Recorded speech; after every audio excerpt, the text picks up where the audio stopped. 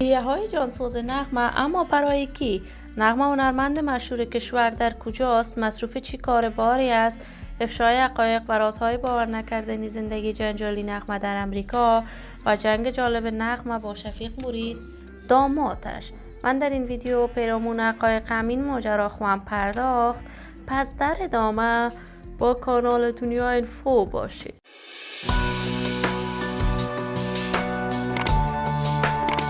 سلام و سلامتی نثار هر یک از شما همراهان خوب کانال دنیا اینفو.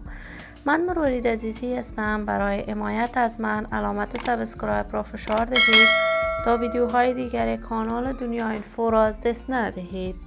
نغمه هنرمند مشهور کشور یکی از صداهای سریع و ماندگار در هنر موسیقی افغانستان بوده است که نغمه در میان مردم افغانستان و مردم پاکستان شهرت و محبوبیت بسزایی دارد. تمامی چهره‌های افغان به صدا و سیمای نغمه علاقه خاصی دارد. صدای نغمه از نسل به نسل دیگر افغان انتقال کرده است. بانو نغمه از ولایت زیبای کندهار می باشد، ولی بزرگ شده شهر زیبای کابل بوده است. نغمه در کابل زیبا بزرگ شده است. دوره لیسه را به اتمام رسانید و این منصبدار بود و با منگل مسلک هنریش در سن نوجوانی ازدواج کرد. نغمه و منگل تا سال 2006 با هم زندگی مشترکه داشتند. فرزندان به دنیا آوردند.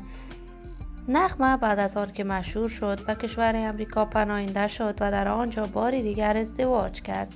ازدواج دوم نغمه هم دیر نینجامید و از همسر دومش هم جدا شد، ولی همیشه به کارهای هنریش پرداخته است. نغمه با صدای گیرایی که دارد اما ساله کنسرت‌های برای دوستداران و طرفداران صدایش در سرتاسر جهان برگزار می‌کند. اما این روزها تصاویر نغمه با چشمان اشکبار در صفحات مجازی نشر می‌شود، ولی تاکنون نغمه درباره جزئیات بیشتر این ماجرا ابراز نظر نکرده است. ولی ما آرزوی موفقیت، کامیابی و سعادت برای این هنرمند با جمع هنرمندان دیگر کشور خود از بارگاه عزت‌الله یزال تمنا داریم. در انتظار نشر تازه ترین کارهای هنری از بانو نغمه خواهیم بود.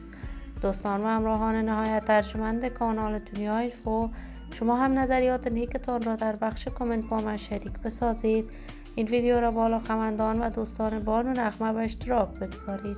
برای حمایت هرچه بیشتر از کانال دنیا اینفو علامت زنگوله را فشار دهید تا بیننده تازه ترین ویدیوهای کانال دنیا اینفو باشید. تا درودی دیگر تمام شما خوبان را به لای منان سپرده، موفق و کامیاب باشید.